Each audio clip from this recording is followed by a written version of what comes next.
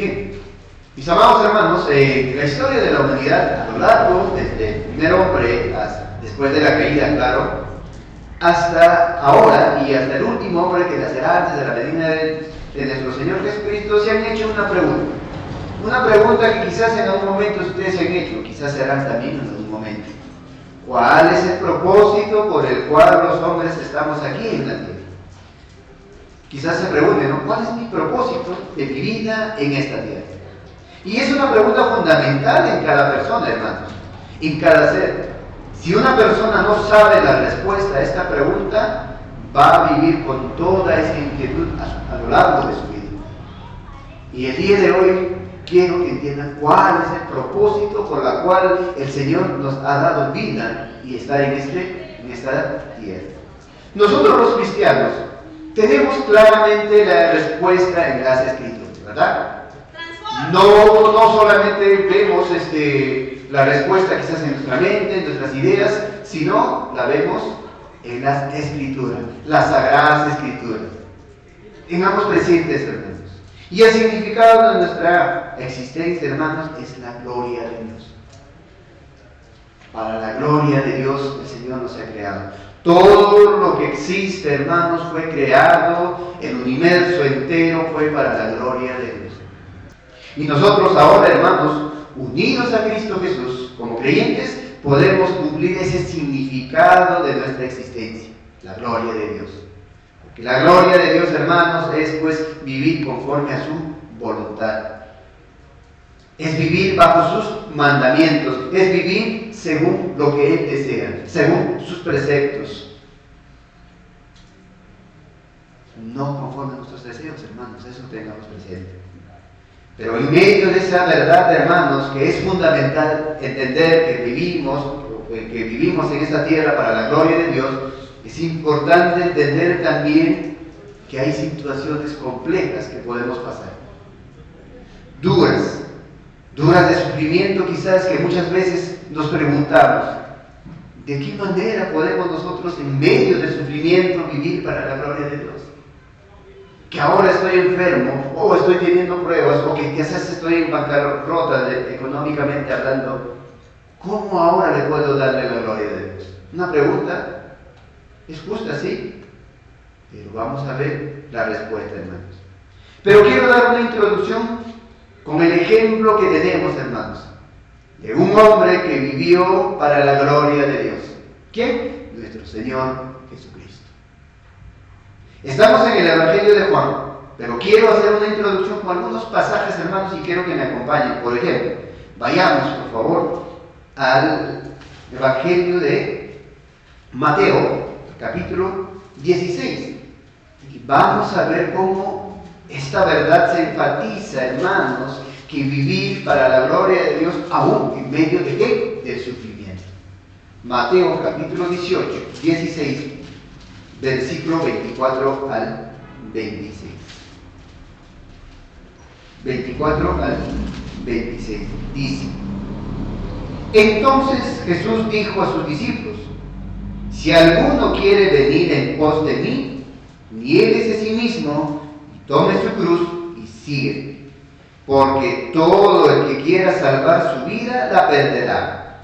Y todo el que pierda su vida por causa de mí, la hallará.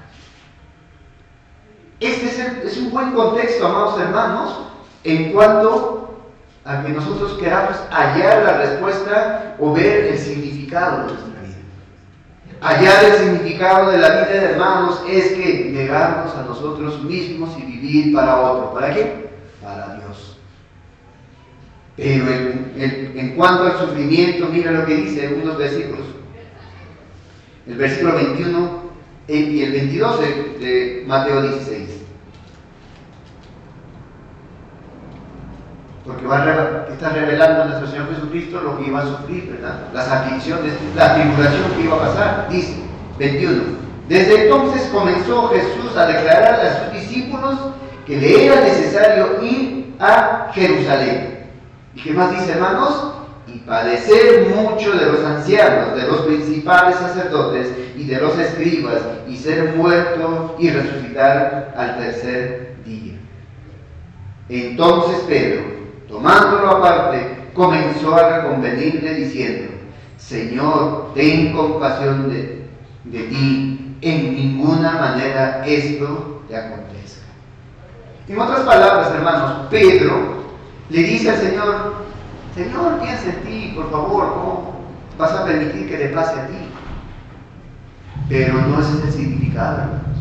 El Señor Jesucristo claramente sabía que no era ese el significado de su vida, de querer oír a la responsabilidad o al mandato que el Señor le había dado. Por eso la respuesta que el Señor pues enfatiza, por eso dice el versículo 23 de Mateo 16, ¿qué le dice? Pero él, el Señor Jesucristo, volviéndose, dijo: Pedro, quítate de delante de mí, Satanás, me eres tropiezo, porque no pones la mira en las cosas de Dios, sino en las de los hombres. Aún el sufrimiento, el objetivo principal de la existencia, hermanos, es la gloria de Dios. En el sufrimiento, hermanos, damos la gloria a Dios también. Debe ser la guía de nuestra vida, hermanos, de cómo enfrentamos las situaciones complejas, difíciles de nuestra vida, que vienen a nuestra vida, y eso nos va a llevar a ¿qué? A entender la dependencia que tenemos de Dios. Y vamos a entender también de que aún esas situaciones nos lleva a ¿qué? A glorificar a nuestro Dios. Por ejemplo, hermanos, vayamos también a Filipenses.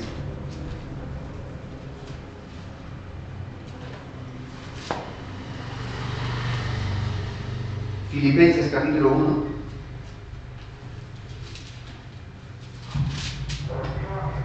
Versículo 29 y 30. Esa es la realidad que nos dice la Escritura, aún para los creyentes, hermanos. 29 y 30 de Filipenses capítulo 1 dice: porque a vosotros es concedido a causa de Cristo. Es concedido, es dado, ¿verdad? No solo que creáis en Él. Nos ha concedido la fe, ¿verdad? Para creer en Él.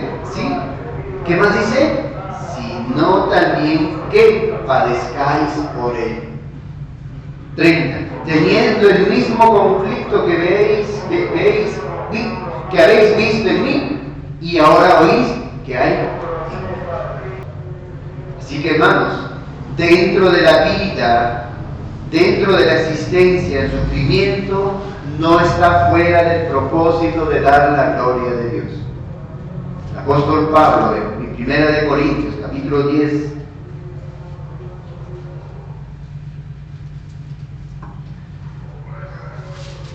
capítulo 10, versículo 31, pasaje que he conocido también, hermanos, dice: si pues coméis o bebéis y hacéis otra cosa, hacedlo todo para la gloria de Dios.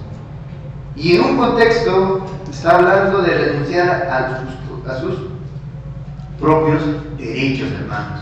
Así que, hermanos, todo lo que sucede en nuestra vida, en nuestra existencia, gira en el mismo propósito. Que todo nos vaya bien, también es para la gloria de Dios, ¿verdad? Nos va también, estamos pasando tribulación, también es para la gloria de Dios. Y el apóstol Pablo también dice, al terminar toda la reflexión que da en cuanto a su teología, hermanos, en cuanto a la salvación, en cuanto a la situación del hombre, cómo se encuentra, en Romanos capítulo 11,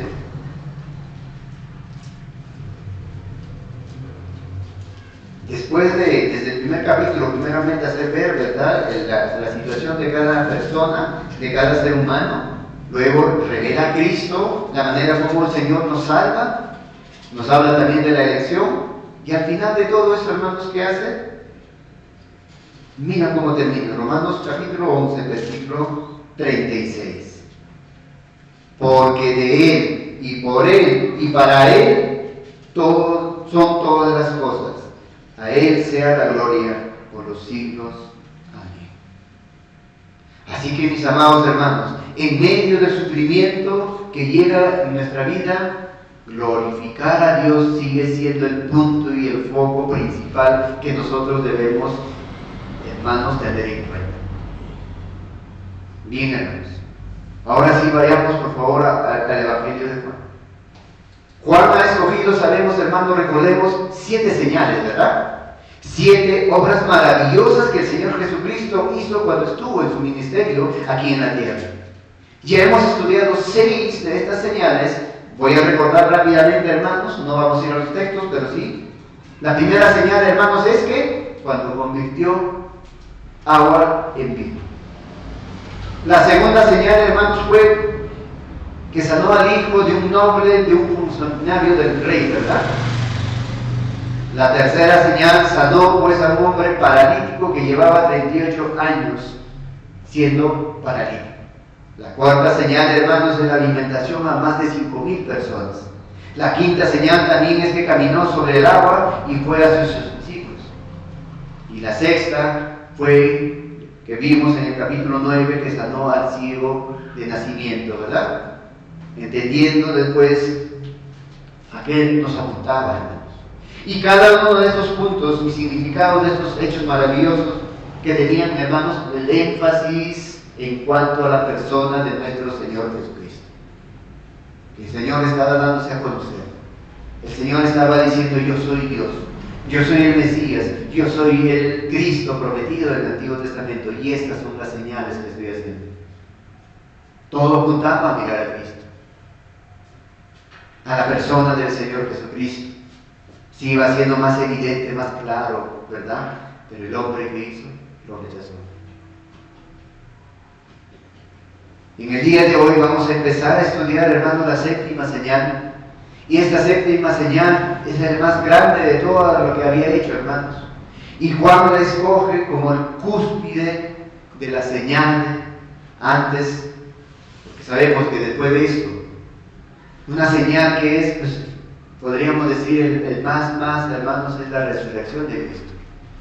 Pero esta señal también es impresionante. ¿Por qué? Nos habla de qué? De una resurrección, ¿verdad? De una persona. De la resurrección de un muerto. Pero en medio de esta señal quiero que veamos, hermanos, que no se escapa del propósito la gloria de Dios. En otras palabras, hermanos, el propósito final de cada una de estas señales, ¿qué fue? La gloria de Dios. Que nosotros miramos al Señor, que glorifiquemos al Señor. Miremos, por ejemplo, Juan capítulo 2. Vayamos por favor a Juan capítulo 2, versículo 11.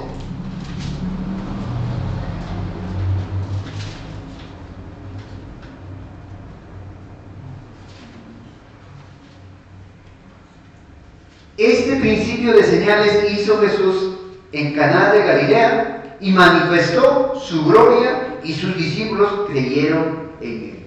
La gloria de Dios es la gloria del Padre, amados hermanos. Eso hemos visto en todo el desarrollo del Evangelio de Juan hasta donde nos encontramos. Las obras del Señor, hermanos, son las obras del Padre. Él que glorifica al Hijo, glorifica al Padre. Por eso es al contrario, el contraste. El que rechaza al Hijo, rechaza al Padre. Glorifico al Hijo, glorifico al Padre. Rechazo al Hijo, rechazo al Padre. Y mire lo que pasa en el pasaje que vamos a ver también el día de hoy, hermanos, en Juan capítulo 11, versículo 4.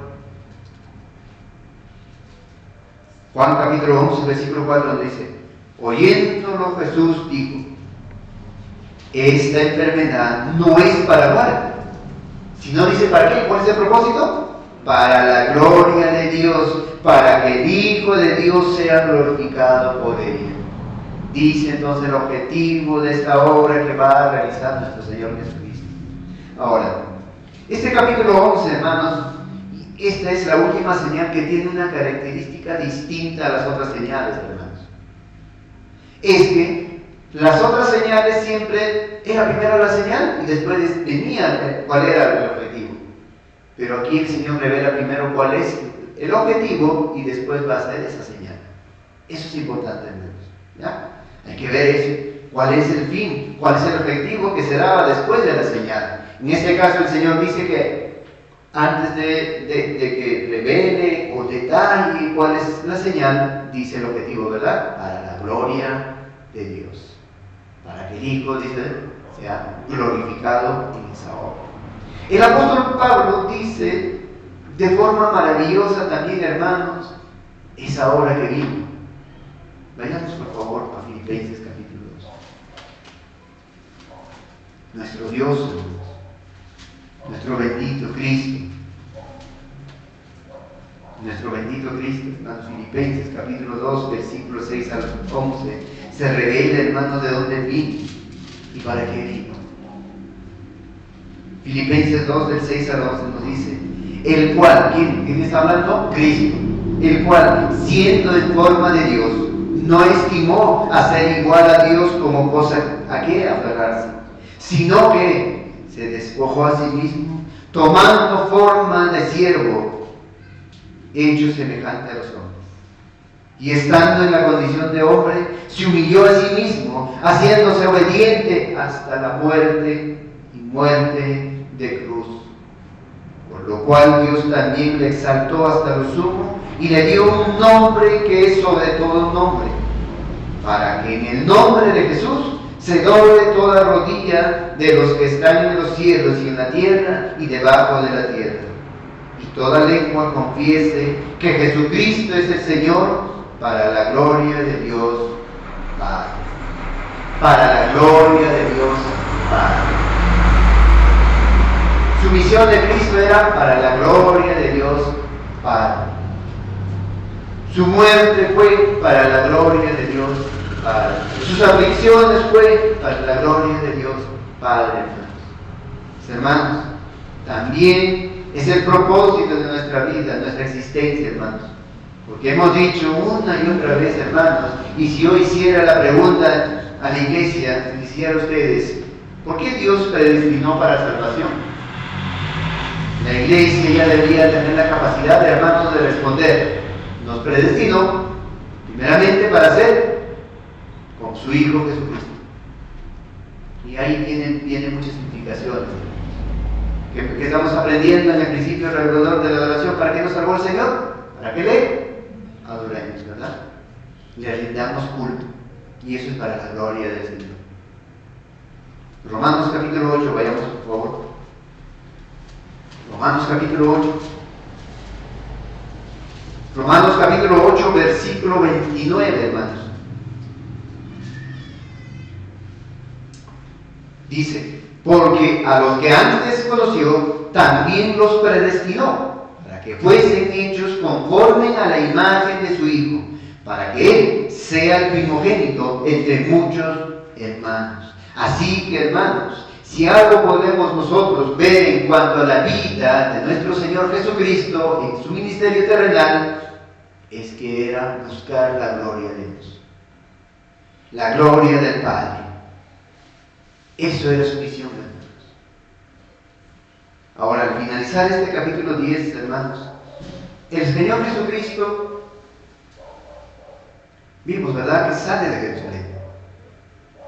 Y no va a regresar, hermanos, a Jerusalén hasta la última semana de su pasión. Y ha salido porque los líderes religiosos lo odiaban terriblemente, ¿verdad?, que estaban buscando de qué, matarlo, ¿verdad?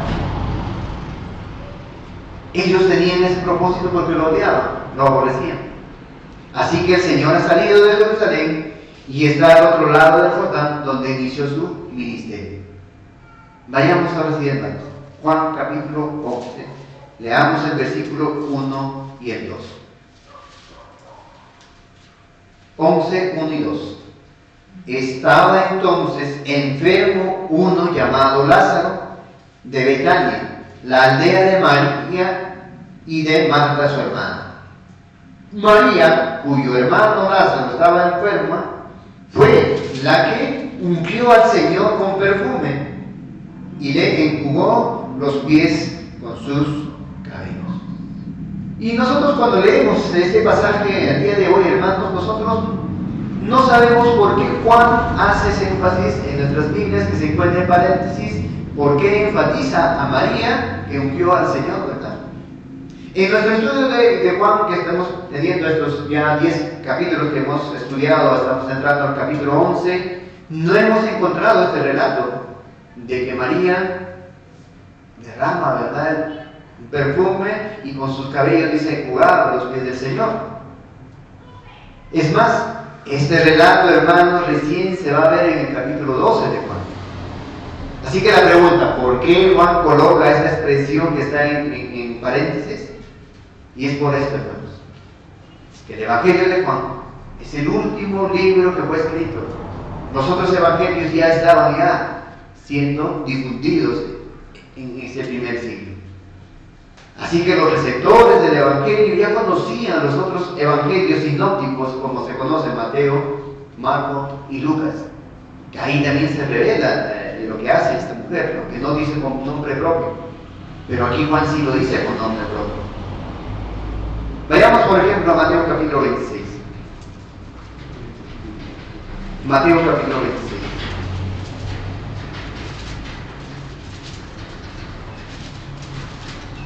Versículo 6 y 7.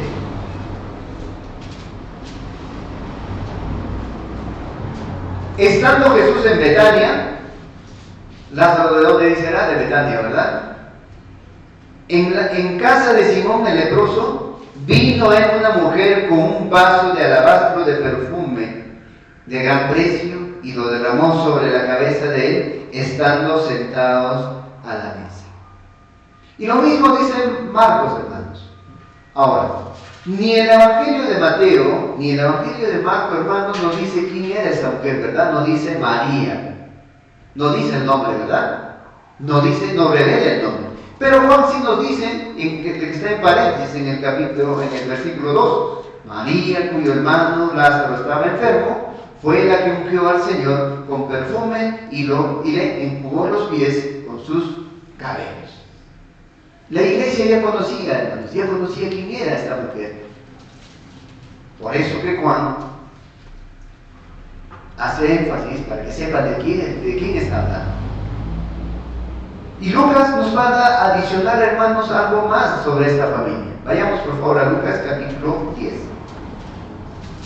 Lucas capítulo 10. Versículo 38 al 42.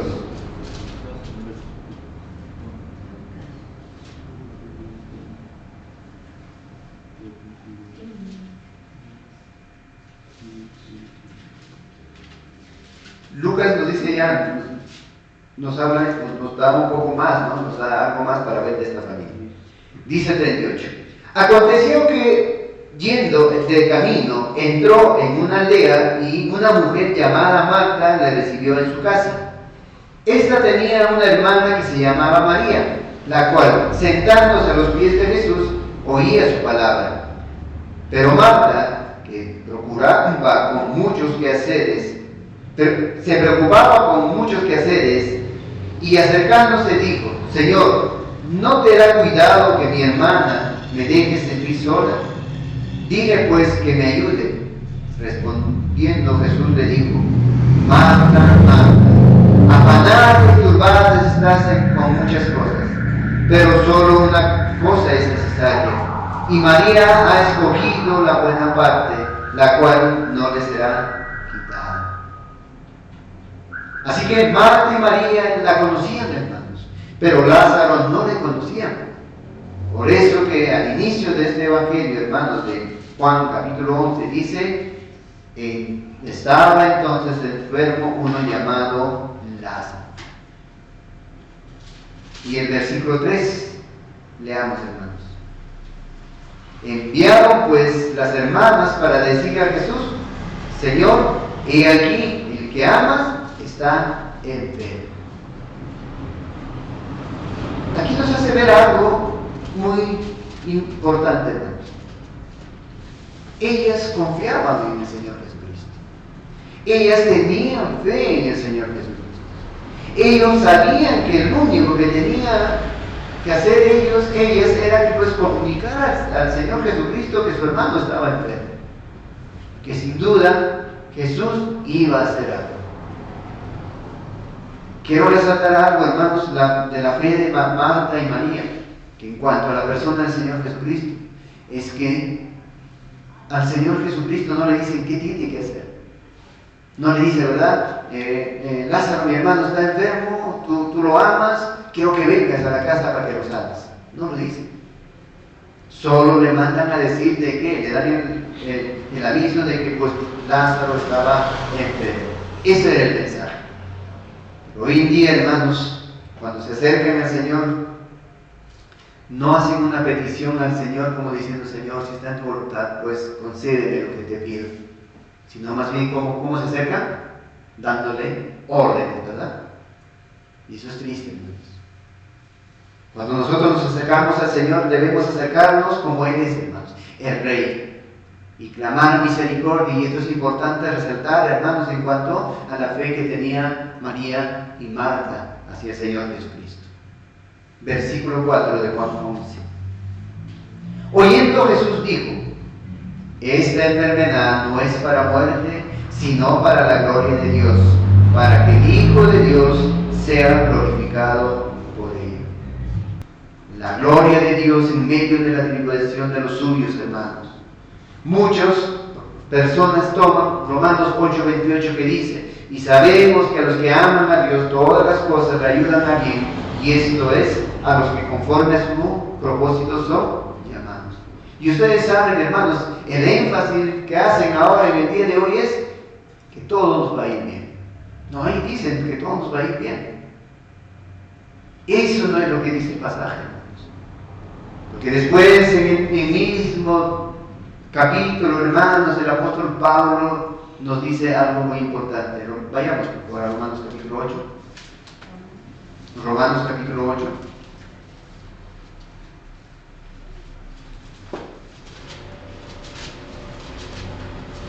Leamos el 28. El 28 leamos también y vamos a leer después el 35. Dice, sabemos que a los que aman a Dios todas las cosas le ayudan a bien. Dice, esto es, a los que conforme a su propósito son llamados. Y a los que se quedan solamente, no, entonces todo me va a ir bien. A todo me va a ir bien. Entonces voy a Cristo, todas las cosas me van a salir bien. No, hermanos. ¿Qué nos dice el versículo 35? ¿Quién nos separará del amor de Cristo? Ahí viene, ¿verdad? Tribulación, o angustia, persecución, o hambre, desnudez, o peligro, o espada. Inmediatamente nos hace ver, hermanos, qué es lo que significa que todo nos ayuda bien. Ahí está incluido, hermanos, las cosas buenas y aún las cosas malas que nos puedan pasar en nuestra vida. La vida del cristiano no está cobijado bajo un manto para que no nos lleguen situaciones difíciles, hermanos. Eso es una mentira, hermanos, eso es falso. Más bien, Romanos 8:28 debe tener en contexto que el Señor, hermanos, que el Señor Jesucristo está dando aquí en cuanto a ese evento trágico que estaba viviendo esta familia. Así que todas las cosas nos ayudan para bien, hermanos, tiene un propósito en cuanto a la gloria de Dios. Y ese énfasis lo vemos, lo hemos visto, por ejemplo, en Juan capítulo 9, vayamos por favor. Vayamos a Juan capítulo 9, del versículo 1 al 3. Un momento difícil para este hombre ciego, sí, pero ¿en qué retumbó, hermanos? Para la gloria de Dios, ¿verdad? Juan capítulo 9, versículo 1 a 3 dice: al pasar Jesús vio a un hombre ciego de nacimiento. Un ciego, ¿verdad? Está en una tribulación difícil, ¿verdad?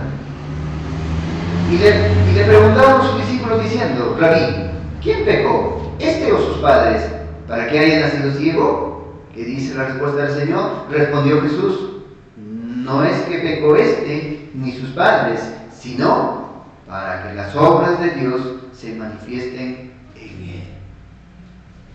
Y ese evento al final, hermanos, fue para la gloria de Dios. Ese hombre ciego recibió su mirada en su vida, hermanos. Y al final, ¿qué hace? Cae rendido a los pies del Señor Jesucristo, declarando que Él es el Mesías, que Él es el Cristo prometido. Mis hermanos, nosotros siendo personas finitas, casi siempre que valoramos, juzgamos las situaciones en nuestra vida de una manera temporal. Esa es la realidad. Y cuando llega una situación compleja, parece que creyéramos que el sol ya no sale para nosotros, ¿verdad? Pero la enseñanza de las Escrituras que vemos, hermanos, que Dios tiene un propósito aún en esa situación difícil que puedas estar pasando. Todas las cosas nos ayudan para bien con un propósito, hermanos. Un propósito maravilloso. Hermanos, el sufrimiento temporal no es comparado con la eternidad. Por eso también el apóstol Pablo, hermanos, en el mismo capítulo 8, hablando de la tribulación, vayamos por favor. Capítulo 8, hermanos, es un hermoso capítulo para ver cuando estamos pasando situaciones difíciles en nuestra vida. Romanos capítulo 8, versículo 18 nos dice: pues tengo por cierto que las aflicciones del tiempo presente, o sea, las situaciones que podamos pasar nosotros ahora que estamos en la tierra, no son comparables con la gloria venidera que en nosotros ha de manifestarse. Lo que pasamos, hermanos, no es comparado con lo que tendremos en la gloria venidera. Así que, mis hermanos, en cuanto al sufrimiento de un creyente, nosotros no podemos desligar que Dios está haciendo algo. Tiene un propósito para algo. Dios, mis hermanos, en cuanto a los suyos, tiene un plan eterno. Así que mirando en cuanto a la eternidad, este pensamiento del apóstol Pablo también lo dice unos versículos antes de Romanos 8. Romanos 8, versículos 16 y 17. Que nos dice: el Espíritu mismo da testimonio a nuestro espíritu de que somos hijos de Dios. Y si hijos, también herederos, herederos de Dios y coherederos con Cristo. Si es que, ¿qué dice? Vivimos felices, no tenemos problemas, sino que dice, padecemos juntamente con Él, para que juntamente con Él seamos glorificados. Si Cristo sufrió, si Cristo fue rechazado, ¿cuánto más nosotros? Esa es la realidad. Entonces, hermanos, el sufrimiento en medio de la vida del creyente tiene un propósito. Desde el siglo pasado hasta el inicio de este siglo, tristemente, hermanos, han tratado de ocultar algo que es claro en la Escritura, como lo estamos viendo. Es que el sufrimiento hace parte de la vida del creyente. Lo que se conoce como la teología del sufrimiento. Pero al querer captar masas, al querer que la iglesia esté lleno, a que la iglesia sea más humanista, ¿qué han hecho? Han ocultado esta verdad. ¿Y cómo te predican? Ven a Cristo, que todo se va a solucionar. Ven a Cristo, ya no vas a tener problemas. Pero como eso, yo no quiero decir que Cristo no puede solucionar tu problema, por supuesto que sí lo puede hacer. Pero cuando tú te sometes al Señor, el Señor nos dice: yo honro a los que me honran. Vivo conforme a la palabra del Señor. Si estoy a punto de separarme con mi esposo va a entender: ah, no, me va a amar como mujer que soy, o viceversa, ¿verdad? ¿Se puede solucionar? Por supuesto que sí, hermanos. Pero la mejor solución es la salvación de su alma. Muchas iglesias hoy en día, hermanos, te dicen que Dios vive en cuanto a usted, que va a cumplir todos los deseos de tu corazón porque está enamorado de usted. Hermanos, es así. Dios tiene un propósito eterno, sí. Tiene un propósito eterno con nosotros, y dentro de ese propósito eterno, hermanos, el sufrimiento hace parte de ese plan. Así que no crea, hermano, que no va a acontecer en tu vida. Sí o sí va a acontecer. Nuevamente, Juan 11, versículo 4. Oyéndolo Jesús dijo: esta enfermedad no es para muerte, sino para la gloria de Dios, para que el Hijo de Dios sea glorificado en él. Pero lo temporal, hermanos, queda doloroso para esa familia, sí, ¿verdad? Cuando alguien fallece, ¿sentimos dolor? ¿O estamos felices riéndonos? No, ¿verdad? Hasta derramamos lágrimas. Sí es doloroso, por supuesto. Ahora, muchas veces cuando nos acercamos a la palabra de Dios, solo vemos lo que queremos ver, eso sí. Hay algo maravilloso que crecer espiritualmente, que es el propósito de la vida del creyente, hermano. Debe crecer. Cada vez más y más debe crecer el creyente. Porque cada vez que crecemos más espiritualmente, hermano, la palabra del Señor nos hace más profunda y entendemos más. Juan 11:5. Y amaba a Jesús, a María, a su hermana y a Lázaro. Ahora, ¿por qué Juan hace esto? Ya el mensaje había sido mandado por los hermanos, nos muestra, ¿no?, que Jesús amaba a esta familia. Esto es importante, hermanos. Vamos a entender por qué hace ese énfasis el apóstol Juan. Aquel que amaba, dice, no, dice que está enfermo, aquel que amas está enfermo. ¿Sabes por qué resalta esto el apóstol Juan? Porque la acción que va a tomar nuestro Señor Jesucristo en ese momento, después de recibir ese mensaje, los va a desconcertar a sus discípulos y a aquel que lleva también el mensaje. ¿Ustedes qué pensarían, hermanos? Si Cristo le amaba a Lázaro, inmediatamente recibe, quizás hubiera ordenado ese momento para que sane, ¿verdad? O quizás en ese momento, dejando lo que está haciendo, pues voy corriendo a sanarlo a Lázaro. Por eso resalta. Como lo amaba, entonces de repente diría, no, pero si te lo ama, lo iba a dejar todo y corriendo iba a sanarlo a Lázaro. Pero no hace eso el Señor Jesucristo. El Señor, Lázaro está enfermo, le dicen, ¿verdad? Pero la acción que toma nuestro Señor Jesucristo los va a desconcertar, hermanos. Porque la acción normal sería, no inmediato, que lo sanara a la distancia como ya lo había hecho, ¿verdad?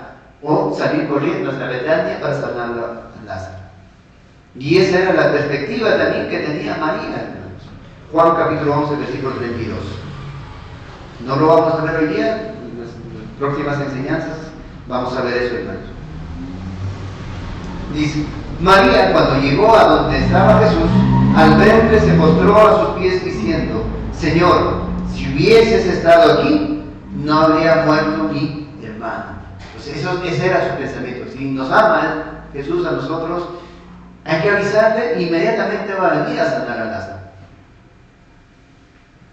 Pero el Señor hace algo muy distinto, ¿verdad? Juan 11, versículo 6.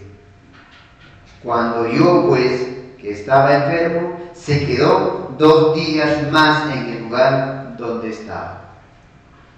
¿Por qué actúa así el Señor si María y Marta confiaban en Él? Y aquí aprendemos algo muy importante, amados hermanos. Que nuestro Dios, nuestro Señor Jesucristo, nunca actúa por imposiciones humanas. Un ejemplo que encontramos en el Señor Jesucristo es que Él nunca va a actuar por imposiciones humanas. La única acción que tenía el Señor es que la voluntad del Padre, ¿verdad? Él vivía ¿para qué? Para la gloria de Dios. ¿Cómo? Haciendo la voluntad del Padre. Mis hermanos, los caminos del Señor son misteriosos para nosotros, así como dice también Isaías 55. Isaías 55, versículo 9.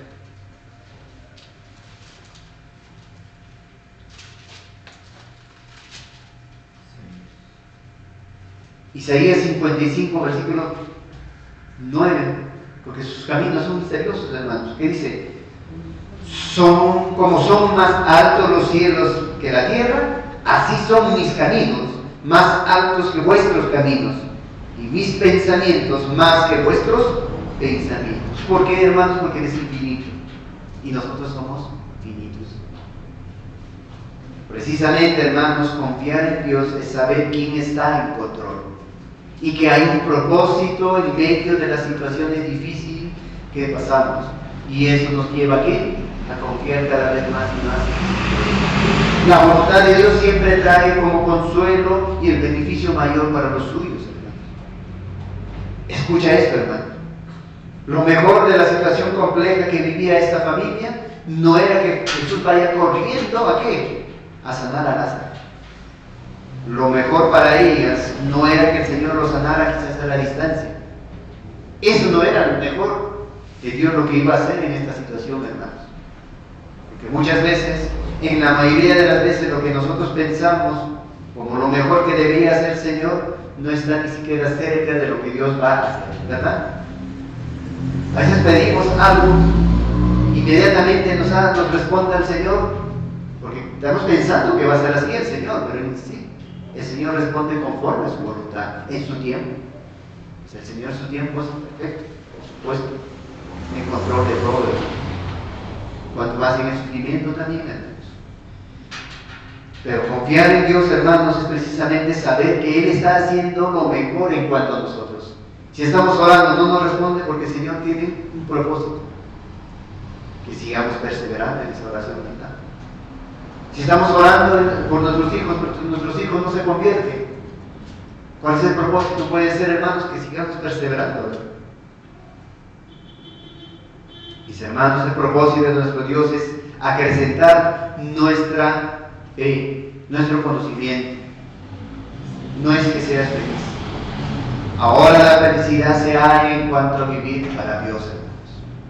Por eso Santiago dice, en Santiago 1, 2, 3, hermanos míos, tened por sumo gozo cuando os halléis en diversas pruebas, sabiendo que la prueba de vuestra fe produce paciencia. Hay un porqué entonces, hermanos, en el sufrimiento. Hay un porqué de las pruebas que son inevitables, hermanos. Marta y María se preguntaban, como muchas personas también se preguntan. Quizás nosotros nos hemos preguntado, ¿por qué el Señor no? ¿O por qué el Señor no me responde mis oraciones? ¿Por qué el Señor se muestra tan indiferente a nuestra labor que de repente están diciendo? ¿Por qué el Señor no actuó como yo quiero? Quizás se preguntan. Mis hermanos, nunca deben olvidar que Dios tiene un propósito con lo que vivimos. No estamos, hermanos, bajo las manos de un destino sin sentido. Estamos bajo las manos de un Dios providente que tiene el control de todo y tiene un propósito. El mismo Job que vivió desgracia tras desgracia, ¿verdad? ¿Han leído el libro de Job? Lean, hermano, el primer capítulo nada más. Qué terrible es. Él siendo un buen hombre, por la gracia del Señor, recibió cosas terribles. Enfermedad, aún su esposa dijo, maldice a tu Dios y muérete, le dice, y aún sus hijos mueren, sus animales mueren, todo lo que tenían. Pero ¿qué es lo que dice? Mira, Job capítulo 1.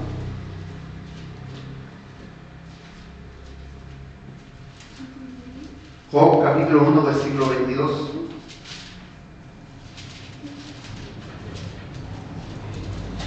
Lean, por favor. Job capítulo 1, versículo 22 dice: en todo esto que hizo, no pecó Job, ni atribuyó a Dios despropósito alguno. Sí, hermanos. Y lean, dice, desde el 20 leamos nuevamente, hermanos.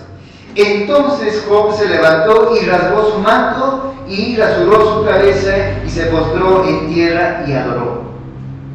Y dijo: desnudo salí del vientre de mi madre y desnudo volveré allá. Jehová dio y Jehová quitó. Sea el nombre de Jehová bendito. Todo esto no pecó Job ni atribuyó a Dios despropósito. Ahora, siempre nos enfocamos en la historia de Marta y María, pero no son las únicas que están presentes en esa historia, hermanos, sino que hay otros personajes también que también van a ser tratados, y ellos son los discípulos del Señor. Los discípulos del Señor, mientras esta familia estaba sufriendo esta aflicción, ellos estaban quizás muy contentos, ¿verdad? Porque decían quizás, qué bueno que no vamos a ir a Judea, porque si no nos vamos a exponer al peligro. Pero hermanos, ellos también estaban dentro del trato, en medio de esta situación que es compleja para esta familia. Juan capítulo 11, versículos 7 al 8. Luego, después de esto, dijo a los discípulos: vamos a Judea otra vez. Le dijeron los discípulos: Rabí, ahora procuraban los judíos aprenderte, y otra vez vas allá. Mis hermanos, nosotros tenemos momentos de paz en nuestra vida, ¿verdad? Pero siempre la tormenta está en el horizonte, hermanos. Así cuando vemos pues que está oscuro en el horizonte, decimos, no va a llover, ¿verdad? Va a venir la tormenta. Así pasa también en nuestra vida, hermanos. Estamos en un mundo caído. De un momento a otro llega una noticia quizás de una enfermedad, de un familiar, de un ser amado. Llega una noticia quizás pues que te robaron todo quizás. Pero hay una verdad en cuanto a esto, hermanos. que nosotros tenemos claro el propósito de Dios y que Dios está con nosotros. Y nadie, pues, nos va a separar del amor de Dios. El Salmo 23:4 nos dice: aunque ande en valle de sombra de muerte, no temeré a mal alguno, porque tú estarás conmigo, tu vara y tu callado me infundirán aliento. Así que este es el punto en cuanto a las situaciones complejas que vienen a nuestra vida, amados hermanos. Saber que Dios tiene propósito con ello. Eso es el contrario a lo que tú escuchas hoy en día en muchas iglesias y como teología. Ven a Cristo que todo te irá bien. Es triste, hermanos. El punto aquí es la siguiente: la vida trae diferentes circunstancias complejas, sí. No estamos, por eso, hermanos, como dije, no estamos en las manos de un destino caprichoso, sino estamos bajo las manos de un Dios todopoderoso que tiene un propósito en nuestra existencia. Y en este caso, y en este punto, en esta paz de los discípulos que en estos momentos sentían, también había un propósito. Por eso le dice: Señor, ¿quieren apedrearte? ¿Vamos a ir nuevamente para allá? ¿O quieres ir otra vez para allá? Aquí nos muestra, hermanos, la fe también de los discípulos. Porque precisamente ese es el propósito que Dios tiene con nosotros, hermanos. Transformarnos nuestro ser, transformarnos nuestra fe y la confianza en la persona del Señor Jesucristo. Y a través de las aflicciones, hermanos, es que nos transforma nuestra fe, nos acrecienta nuestra fe. Los discípulos le llaman al Señor Rabí. Y esa es la última vez, hermanos, en el Evangelio de Juan, que le van a llamar al Señor Rabí. Y esto demuestra, hermanos, que ellos también debían crecer en fe, debían crecer en conocimiento más y más en la persona del Señor Jesucristo. El horizonte para ellos también se estaba mostrando oscuro. El odio de los líderes religiosos en cuanto a Cristo era muy grande. Y miren, hermanos, cómo el Señor Jesucristo, antes de partir, les va a dar una enseñanza. Juan capítulo 11, versículos 9 al 10. Respondió Jesús: ¿no tiene el día 12 horas?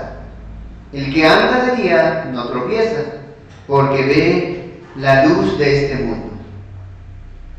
Pero el que anda de noche tropieza porque no hay luz. Y aquí hay una enseñanza más profunda de lo que quería enseñar el Señor Jesucristo, hermanos. El día que los judíos en la cual se movían pues era de 12 horas, ¿verdad? Como nosotros también. El día con donde hay luz, claro. Y en la vida del Señor Jesucristo era exactamente lo mismo, hermanos. El Señor Jesucristo tuvo que venir un día, pero también va a haber un día que tenía que partir. Y nada iba a acortar ese tiempo, hermanos. La misma nosotros. Nacemos un día y ya tenemos una fecha donde vamos a partir. Solamente lo sabe Dios. Por eso es que dice de esa manera el Señor Jesucristo. Porque Él sabía que por más que los judíos lo odiaban, lo querían matar, lo querían apedrear, no iba a pasar porque aún su tiempo no había llegado. Así que básicamente lo que les dice es: el tiempo ya está determinado en cuanto a mí y en cuanto a ellos mismos. En otras palabras, el Señor está diciendo: mi tiempo aún no ha llegado. Vayamos nada más. Y otra cosa que tienen que aprender los discípulos del Señor es que tenían que andar bajo la luz de su Señor. Si el Señor decía vamos para allá, entonces ellos debían ir para allá. Si el Señor a través de la palabra nos dice vayan, hagan esto, tenemos que hacer porque es la luz de Cristo. Así que el panorama para ellos era muy oscuro, pero igual tenían que seguir en la luz de Cristo. La luz que los iluminaba sus vidas. Y el Señor les había dicho: yo soy la luz del mundo, ¿verdad? El que me sigue no andará en tinieblas. Y esta es la enseñanza que también nos debe quedar a nosotros, hermanos. Nosotros, así percibamos el horizonte oscuro para nuestra vida, no tenemos otro camino que seguir la luz, hermanos. ¿Y cuál es la luz? La luz de Cristo. Y que debemos seguir hacia la voluntad de Dios. Esa es la enseñanza, hermanos, que tiene que quedar en nuestras vidas, que es más profunda, hermanos. Vayamos un momento, por favor, a Mateo capítulo 10. Mateo capítulo 10, versículo 29 a 31.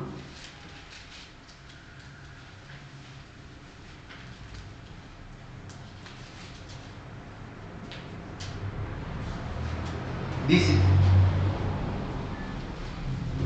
¿no se venden los dos pajaritos por un cuarto? Con todo, ni uno de ellos cae a tierra sin vuestro Padre. Pues aún vuestros cabellos están todos contados. Así que no temáis, mas valéis vosotros que muchos pajarillos. Así que todo lo que acontece, hermanos, en nuestras vidas, Dios tiene el control de todo. Dios es un Dios soberano. Volviendo a Juan capítulo 11, versículo 11, nos dice, hermanos: dicho esto, les digo después: nuestro amigo Lázaro duerme, mas yo voy para despertar. La muerte, hermanos, la muerte para aquel que no está unido a Cristo, o sea, el incrédulo, es una negra de las experiencias, hermanos. Es terrible su experiencia. Pero para el creyente, claro, yo no digo que la muerte sea no fácil de enfrentar, ¿verdad? Pero para el creyente, hermanos, pues es algo hermoso, porque es un camino que pasa a lo mejor. En nuestra vida es doloroso, por supuesto que sí, que alguien, un familiar cercano que un tanto amabas, se muera, es doloroso. Pero si fue creyente, descansas en el Señor, ¿verdad? Te gozas en el Señor, porque con Él te vas a ver nuevamente. Pero para el incrédulo es lo más terrible, porque va a la condenación eterna. Quiero leer algunos pasajes, hermanos, que hacen referencia a la muerte para el creyente. No lo anoten si quieren, hermanos, si anotan. Salmo 116, versículo 15 dice: estimada es a los ojos de Jehová la muerte de sus santos. Lucas 23, 43. Entonces Jesús le dijo: de cierto te digo que hoy estarás conmigo en el paraíso. ¿A quién estaba hablando? Al ladrón, ¿verdad? Que murió junto con él. Juan 14, 2. En la casa de mi Padre muchas moradas hay. Si así no fuera, yo os lo hubiera dicho. Voy pues a preparar lugar para vosotros. Filipenses 1:21. Porque para mí el vivir es Cristo, y el morir es ganancia. Filipenses 1:23. Porque de ambas cosas estoy puesto en estrecho, teniendo el deseo de partir. Recuerden, ¿no? Filipenses fue escrito en la cárcel, Pablo. Pero él dice: mejor me voy, porque conocía a dónde se iba a ir. Teniendo el deseo de partir y estar con Cristo, lo cual es muchísimo mejor. Segunda de Corintios 5:8 también nos dice: pero confiamos, y más quisiéramos estar ausentes del cuerpo, o sea, estar muertos, y presentes al Señor. Entonces, hermanos, para el creyente, para el cristiano, la palabra que es utilizada no es muerte, sino que es dormir. Mis hermanos, yo creo que dormir no es una palabra muy desafiante, ¿verdad? No es fácil de comprender. Dormir no es una palabra que nos genere miedo, ¿verdad? Pero muerte sí. Muerte sí nos genera miedo, temor. Pero el dormir no, ¿verdad? Porque para el creyente no es una experiencia oscura, hermanos. Pero ojo con esto, hermanos. La palabra dormir no significa que vamos a estar inconscientes, como muchos creen. Ahora, tristemente los discípulos del Señor toman estas palabras del Señor Jesucristo de una forma literal. Nuevamente Juan 11, versículos 12 a 14. Dijeron entonces sus discípulos: Señor, si duerme, sanará. Pero Jesús decía esto de la muerte de Lázaro, y ellos pensaron que hablaba del reposar del sueño. Entonces Jesús les dijo claramente: Lázaro ha muerto. ¿Por qué sabía el Señor que Lázaro había muerto? Por supuesto que el Señor es Dios. Él es omnisciente, todo lo sabe.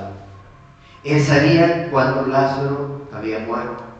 El Señor hizo todas estas obras milagrosas, hermanos, y sus enseñanzas sometidos al poder del Espíritu Santo. Pero no significa esto, hermanos, que sus atributos divinos dejaron de ser en Él.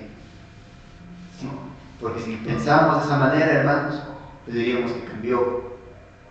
¿Verdad? La persona de la Trinidad, que es Dios, cambió. Él tenía un propósito con esto, hermanos, la gloria del Padre. Versículo 15.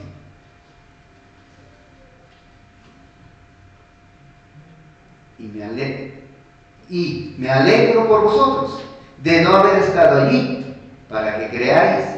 Vamos a Él.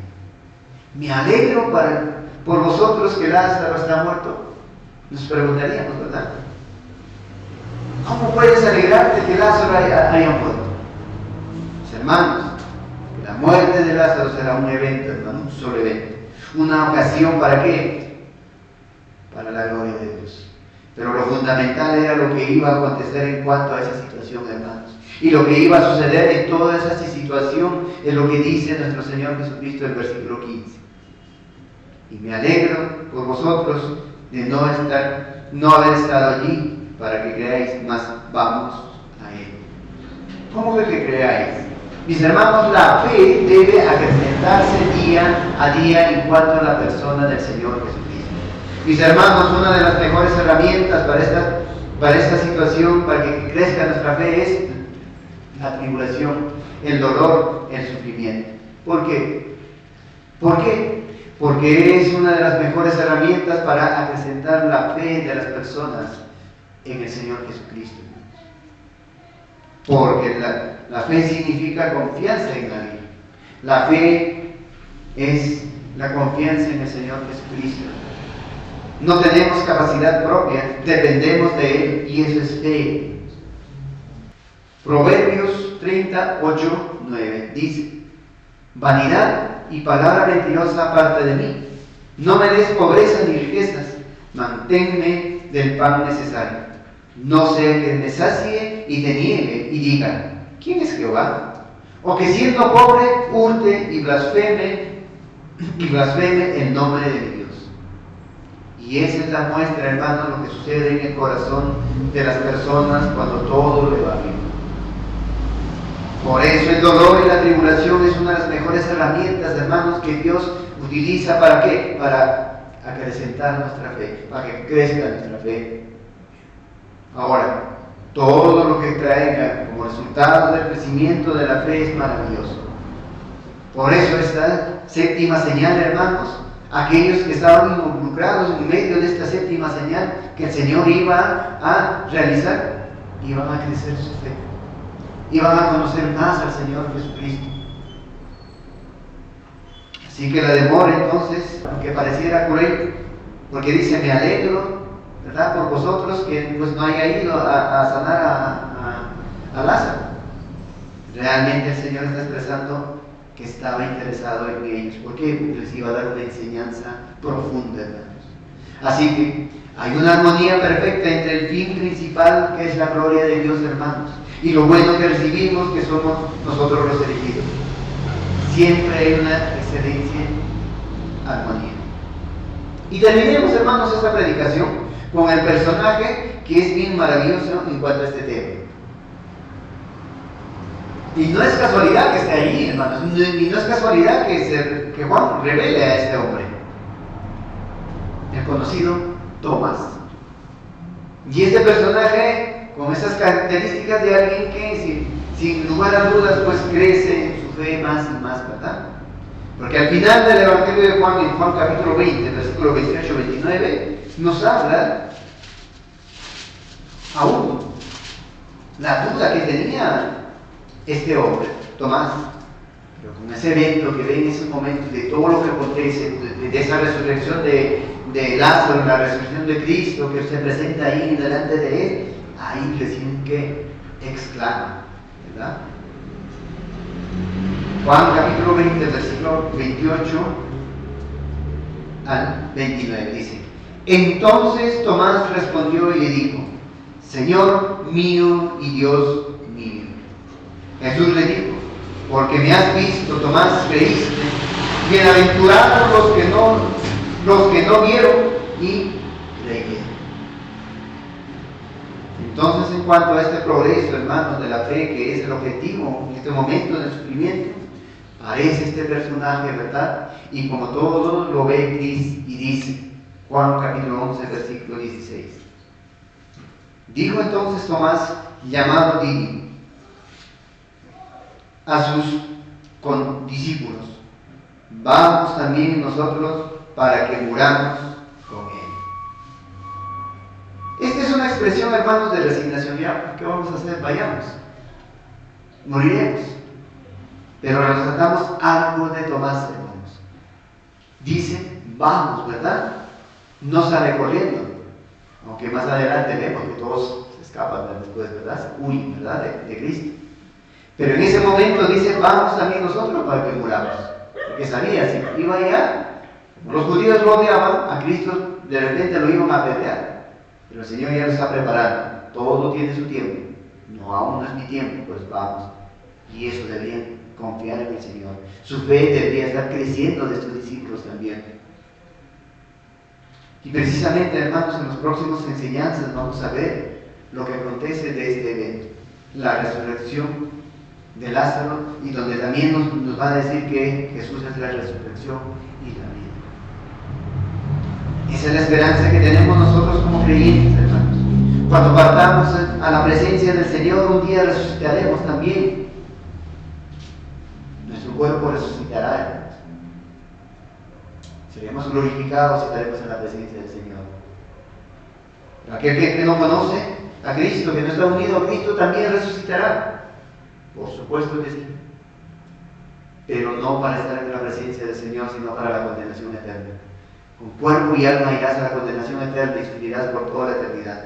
El creyente con cuerpo y alma estará en la presencia del Señor, con un cuerpo glorificado en la presencia del Señor, adorándole todos los días. Y este primer día de la semana es el principio. Porque así estará todos los días adorándole al Señor. Ahí no habrá cansancio, no habrá sueño, no habrá fatiga, no habrá tribulación, no habrá tristeza. Con gozo, hermano, nosotros le adoraremos. Tu hijo o hija, aún no conoces a Cristo, no esperes mucho tiempo, no tienes la vida contada. Arrepiéntete de tus pecados, confiesa tus pecados ante Él, dobla tus rodillas ante Él, ora ante Él, pide que te salve. Un corazón contrito y humillado y sed no desprecia. Hijo, hija, no dejes pasar más tiempo, corre a los pies de Cristo. Corre a los pies de Cristo. El Señor les bendiga, amados hermanos. Vamos a orar.